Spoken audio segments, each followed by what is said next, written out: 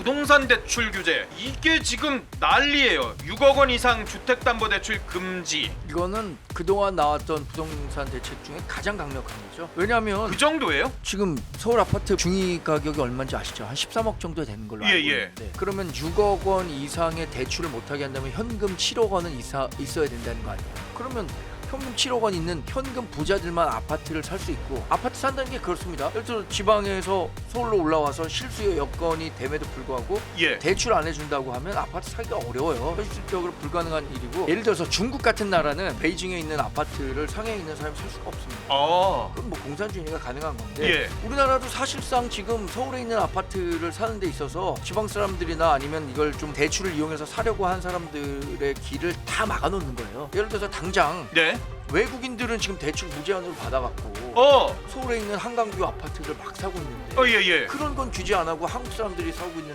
아파트만 규제하는 거냐? 그러니까 1997년도 IMF가 왔을 때 그때 이제 우리나라가 이제 완전히 이제 관치금융이 되거든요. 그랬었죠. 지금 은행들이 전 세계 글로벌 은행이 대한민국은 없어요.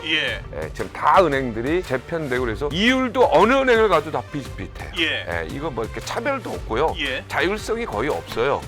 지금 이런 상태인데 이제 대출이 국가가 주도해서 이제 완전 관치금융으로 가겠다는 건데 이렇게 되면요 결국은 은행이 힘들어집니다. 왜? 은행은 대출로 먹고 사는 사람들이 은행이에요.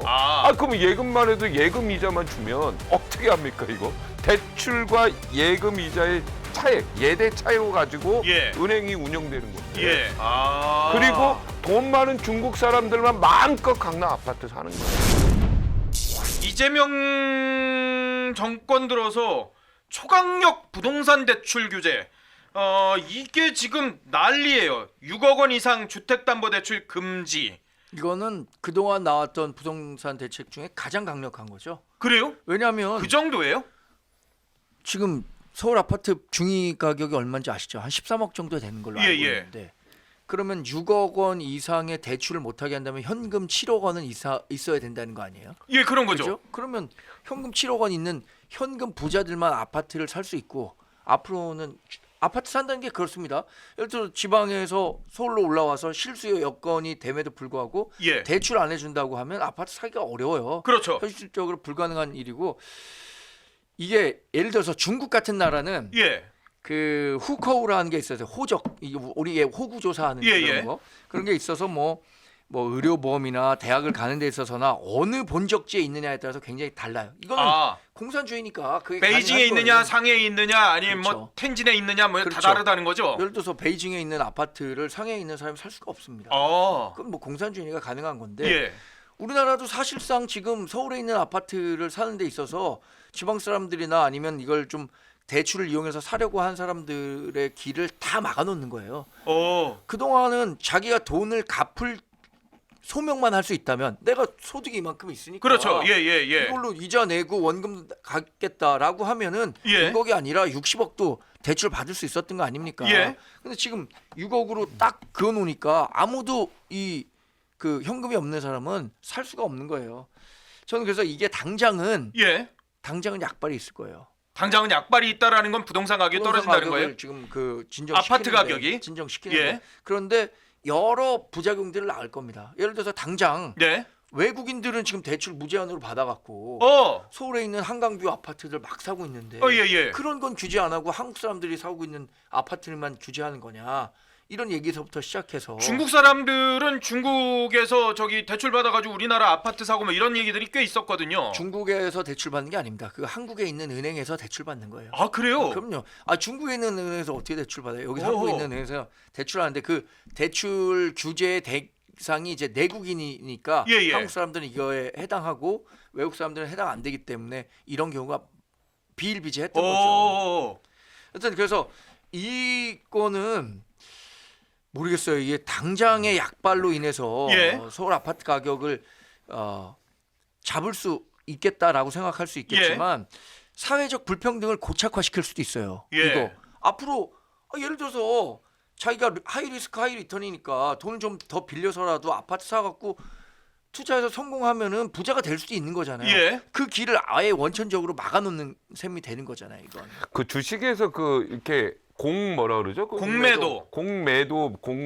그다음에 공매수 이런 게 있잖아요. 그죠? 공매수는 없고요. 공매도가 있죠. 아니 그 저거로 살 수 있는 거 돈이나 신용, 얼마나 신용. 없지만 신용으로 살 수 있죠. 예, 예. 그걸 뭐라 그래? 그냥 신용이요. 신용거래. 예. 그냥 주식도 그렇게 하거든요. 그렇죠. 지금 말한 것도 그런데 그러니까 1997년도 IMF가 왔을 때 예, 예. 그때 이제 우리나라가 이제 완전히 이제 관치금융이 되거든요. 그랬었죠. 그래서 지금 은행들이 전 세계 글로벌 은행이 대한민국은 없어요. 예. 예, 지금 다 은행들이 재편되고 그래서 이율도 어느 은행을 가도 다 비슷비슷해요. 예. 이거 뭐 이렇게 차별도 없고요. 예. 자율성이 거의 없어요. 네. 지금 이런 상태인데 이제 대출이 국가가 주도해서 이제 완전 관치금융으로 가겠다는 건데 어허. 이렇게 되면요 결국은 은행이 힘들어집니다. 은행이요? 네, 은행이 힘들죠. 왜? 은행은 대출로 먹고 사는 사람들이 은행이에요. 그럼 예금만 해도 예금 이자만 주면 어떻게 합니까 이거? 대출과 예금 이자의 차액, 예대 차이로 가지고 예. 은행이 운영되는 건데. 예. 아니 대출을 이렇게 못하게 하면 나중에 은행도 은행이 어려워지는 힘들죠. 거군요. 그러면은. 금융기관이 나중에 부실로 가는 길이에요 이게. 그리고 돈 많은 중국 사람들만 마음껏 강남 아파트 사는 거예요. 저는 개인적으로 그렇습니다. 부동산 가격에 대해서 예. 여기 강남 좋은데 여기 대치동에 사시는데 예. 그냥 사시라 그래요. 도곡동 아니었나? 도곡동인 거 하여튼 예. 대치동에서 사시라고 하라고. 계속 오르고 비싼 집에 사시라고. 나는 강남에 살 생각이 하나도 없어. 예. 강남에 살 생각이 있어요? 저는 살고 싶은데 돈이 없죠. 그러니까 나는 강남이 차도 막히고 예. 나는 강남이 의외로 저기 대중교통이 약해요. 예, 버스도 그쵸, 그렇고 예. 지하철도 맞아요, 강북이 훨씬 예. 많고 예. 강서 훨씬 많고 은평이 훨씬 많다고. 예. 나는 살 생각 없어. 더 오르라 그래. 난. 아니 인천 서구 와봐. 집값이 예. 얼마나 싼데? 서울보다 훨씬 싸죠. 진짜 싸요. 예. 평당 1,000이 안 될 거예요. 내가 아는. 아니 근데 뭘 평당 2억짜리를 왜 살려 그래? 아니 나는 돈이 아무리 많아도 강남 안 사. 이렇게 되면은 수도권 아니 오르라고 대출 하고 제한이니까. 오르라고 그러고 자기들끼리 오르라고 언제가 폭락할 거 아닌가? 예. 왜 이거를 자꾸 국가가 개입해? 아니 저도 최근에 우리 한국 부동산 시장에서 일어나는 이 양극화가 네. 이렇게 빠른 속도로 이렇게 크게 벌어질 줄 몰랐어요. 그래요? 예를 들어서 반포에 있는 원 베일리라는 아파트가 지금 제일 핫한 거 어마어마하죠. 아닙니까? 뭐 100억 뭐 이런 얘기도 나오고. 34평이 70억 선에서 예. 거래가 된다는 결혼도 거 아니에요? 원베일리 사람들끼리 하는. 네.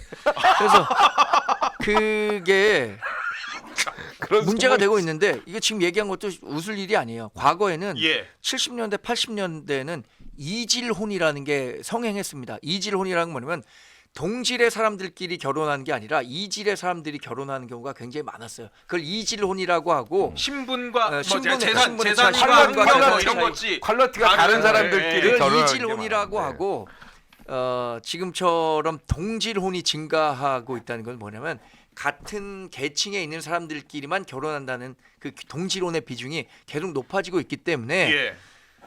우스갯소리로 태어나서 부자가 되는 몇 가지 방법이 있는데요. 예. 그 중에 몇 가지 방법 중에 하나가 결혼. 부자와 결혼하는 거였어요. 부자와 결혼하는 거. 결혼 잘하는 여성도 부자 그렇고 되죠. 남성도 콘테크란 말이 있었죠, 뭐, 옛날에. 네, 그런 얘기가 있었는데 이제 그런 것들이 불가능해지는 시대가 온 거죠. 예. 아까 얘기한 부동산 시장의 양극화가 그런 것들을 가속화시킬 수도 있고 예. 원베일리가 그렇게 34평이 70억이잖아요. 네.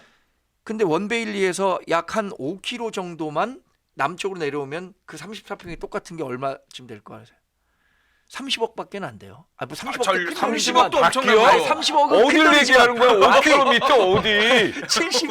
아니 뭐야 70억 도곡동이야 개포동이야 어딘데? 저 얘기 좀 해봐.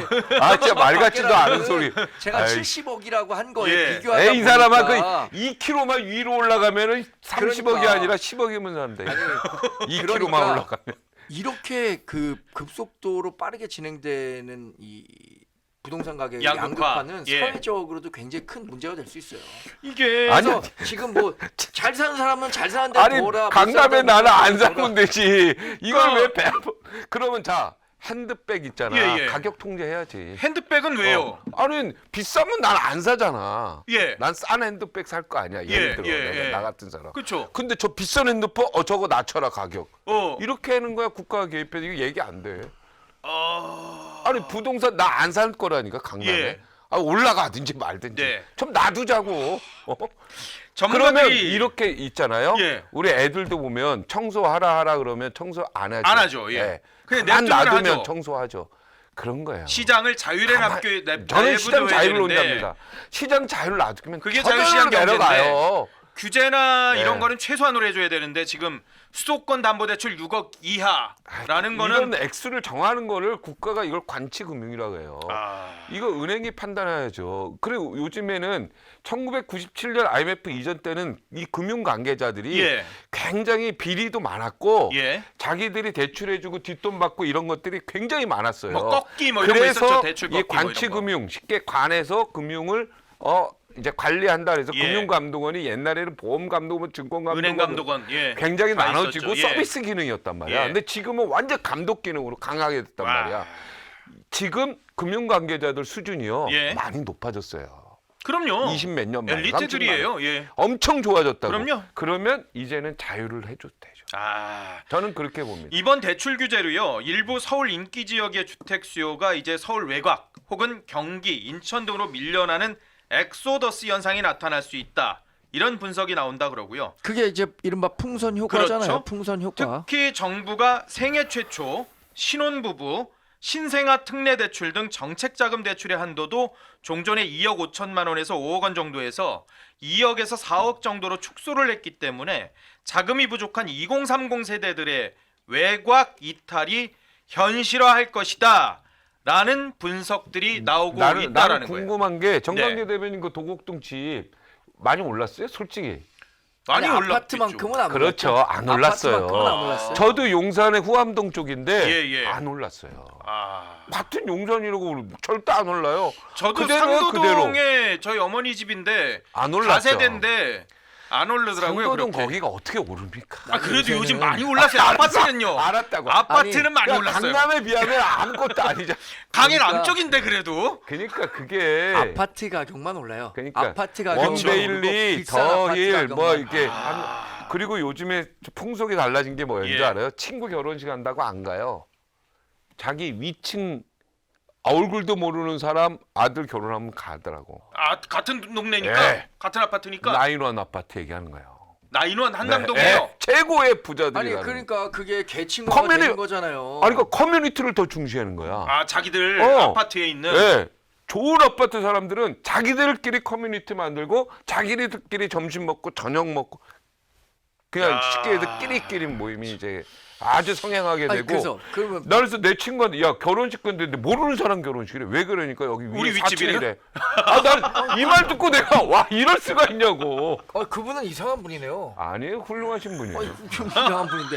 아니 그러니까 그런 식으로 얘기하지 박 말라니까. 위원장, 박 위원장님 훌륭하신 말씀하시면 분이라니까. 그럼 그런 현상이 강화되는데 지금 현상이라니까 이게 그 트렌드를 현상을 얘기하는 그냥 거야. 그대로 둬야 되는 겁니까? 아니면 어떤 식으로도 좀 이렇게 바꿔야 됩니까? 뭐 거기까지 생각 안 해봤는데 아니 이 현상을 아니 지금 지역구가 인천 서구인데 당장 이게 지금 영향을 받을 그러니까 수 있는 상황들이라니까요. 부자들은 부자들끼리 끼리끼리의 커뮤니티 속에서 행복을 느끼고 있다. 아니, 근데 그러니까 그게 문제라는 거죠. 우리가 사회가 지속 가능하려면 서스테이너블하다 그렇죠. 서스테이너블 예. 그로스를 얘기하는 건데 그러려면 이런 것들이 지나치게 양극화가 되면 사회는 어떤 식으로든 혁명이 일어나는 거예요. 아니 그런 혁명 그러니까 우리가 프랑스 혁명 때 보수라는 개념이 생긴 겁니다. 예. 혁명 과정에서 급진적인 주장이 나오고 폭력이 횡행하고 하니까 예. 야 이거 이렇게 가면 안 된다. 우리가 갖고 있는 전통 질서를 잘 지켜가면서 이걸 유지하면서 조금씩 개선해 나가자는 게 이게 그게 보수라는 보수. 이름으로 등장한 예. 거예요. 이 공산주의 혁명 이런 것들도 급진적으로 일어나니까 문제가 발생하는 거거든요. 예. 그래서 그런 것들이 일어나지 않도록 그러니까 보수가 혁명을 하자는 거예요. 지금 뭐 아니죠. 어떻게 하죠? 혁명이 일어나지 않도록 급진적인 그 변화가 발생하지 않도록 이런 점진적인 걸 개혁을 조율해줘라. 해야 된다. 아. 그게 보수가 갖고 있는 가치인데요. 그러니까 이렇게 지나친 양극화가 되면 언젠가는 이게 아니, 근데 사회 자기네 최대 아파트 사람들끼리 전도의 문제가 커뮤니티에서 생긴다니까요. 재밌게 행복하게 살겠다는데 그걸 어떻게 막어? 지금 은행이 막을 그런데 수 있어요? 말씀하신 것처럼 난리예요. 오늘 첫날이거든요. 네. 주택담보대출 수도권 상한 6억 원 첫 은행 영업일 르뽀를 한 기사들이 있는데 이런 기사들이 나와요. 아들이 10월에 결혼을 앞두고 있는데 갑작스럽게 대출 규제가 시행이 돼서 난감합니다. 앞으로 창창히 돈을 벌 수 있는 그런 신혼부부한테도 6억 원이라는 대출 한도를 정해준 거는 이거 과한 거 아니에요? 라고 이제 이 부모님이 얘기를 했다는 분이 계시거든요. 이게 그러니까 내가 능력이 있는 직업군이나 아니면은 뭐 이런 사람일 수 있는데도 불구하고 그런 거 상관없이 무조건 6억 제한 딱 이렇게 해버리니까 이제는 뭐 아파트나 아니면은 뭐 또 주택을 사기가 신혼부부들이나 젊은 사람들이 쉽지 않다라는 거죠 이제. 그러니까 현금 많은 진짜 부자들만 어떻게 보면 더 유리한 집을 사고 파는데 예. 그렇게 돼버린 거죠. 아 이게 오히려 그러니까 나는 참 이게 대한민국의 이제 미래가 네. 계속해서 정부 규제 강화 네. 뭐 이런 쪽으로 가게 되면 숨 막히는 거예요. 좀 난 자율로 좀 내버려 줬으면 좋겠어. 안 그래도 사실 자율로. 2030 세대들이 지난 대선에서 특히 2030 남성들이 어떻게 보면 사전투표 아니라 출구조사 결과를 보면은 이준석 후보가 이재명 대통령을 앞섰잖아요. 2대남이라고 할 정도로 그런 상황이었었는데 그게 이런 어떻게 보면 규제 혹은 미래에 대한 불투명. 그러니까 내가 돈 벌어서 내가 좋은 직업을 가져도 난 그럼 서울에 있는 아파트를 과연 살 수 있을까? 이런 꿈이 없어진다는 100억이에요. 거죠. 100억 33평형이 40평이 100억이라고 100억. 그래도 대출은 나는 100억 6억밖에. 있으면 거기서 안 살아. 나는 진짜 아니, 싼데 너무 가서 사심 살고 방송하시니까. 나는 90만. 네. 아니 너 진짜로 나 같은 생각도 마찬가지잖아. 아, 그럼요. 나는 네, 거기 왜 맞습니다. 살아? 한 뭐 5억짜리 저기 살고 예. 인천 서구 살고 나머지 95억으로 해외 여행도 다니고 예. 은행 저기에서 크루즈 여행 다니실 것 같아요, 그렇게 선배는. 하지. 예. 그걸 왜 거기다 박아놓고 있나? 아니 대통령실의 반응이 그런데 참 애매모호해요, 정 대변인. 이 대통령실에서 굉장히 로우키인데 신중한 자세라고 보기에는 이거 좀 애매모호한 게 첫 번째 딱 뭐라 그랬냐? 627 가계대출 규제 발표 당일에는 이렇게 대통령실에서 얘기를 합니다. 대통령실이 처음에는 대통령실의 대책이 아니다. 어떤 효과를 가져올지 지켜보고 있습니다. 이렇게 얘기를 합니다. 그러다가 2시간 만에 이거 뭔가 이상한데 라는 반응들이 나오니까 대통령실에서 대통령실은 부처의 현안에 대해서 긴밀히 소통하고 있습니다. 이런 얘기로 살짝 입장을 바꿔가고 있는데 여하튼 구체적인 입장을 안 내놓고 있다라는 거는 대통령하고 이 정책하고는 좀 분리시키고 싶어하는 그런 애써 그런 상황들인 것 같아요. 그 대통령실은 본인들이 보여주고 싶은 것은 자기네 몫이라고 광고를 하고 다니고요.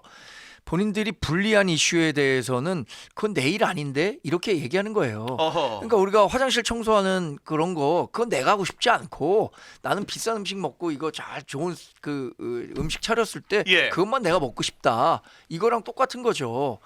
그러니까 지금 이 사안과 관련해서 보고는 받았다는 거 아닙니까? 금융위원회로부터. 그 전신문 일면 탑이 다 뜨는데 그러니까 그것을 보고를 받았는데 다 두고. 우리가 내린 결정은 아니다. 방송에 일면 탑 기사가 그러니까 나오고. 이 기사가 예. 나오고 이 제도가 실제로 시행됐을 때 예. 나오는 이제 반응이 있을 거 아닙니까? 그렇죠. 딱 나오는 반응. 예. 그 반응이 한 일주일 정도 지나서 굉장히 좋아요. 네. 그러면 대통령실에서 딱 그때 저희가 그 내놓은 정책입니다. 금융위원회랑 긴밀히 협조해 갖고 한 거고.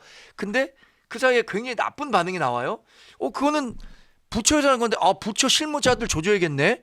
부처 실무자들 누구인지 한번 책임을 묻도록 하겠습니다. 이렇게 되는 거예요. 아니 이런 엄청나게 국민들한테 피부로 와닿는 대책을 발표하는데 그걸 대통령실에서 관장을 안 했다 그러면은 그거 책임 회피 아니에요? 그건 그리고 그건 그럼 안 되는 거지. 그럼 무능인 거지. 그러면 아니, 또 그러니까 뭐 만약에 그렇게 얘기하면 꼬우면 대통령 하든가 우파 정부에서 이렇게 되는 이런 거죠. 거 했으면 뭐 엄청나게 뭐라고 했을 거예요. 아니 우파 정부에서는 이렇게 이런 거안 얘기를 하죠. 해요. 우파 정부에서는 이런 거 안 하죠. 그러니까 안 하는데 규제를 이렇게까지 했으면 하면은 이렇게 그렇지, 얘기를 안 합니다. 하죠. 대통령실 우파 정부는 대변인이. 이걸 안 하죠.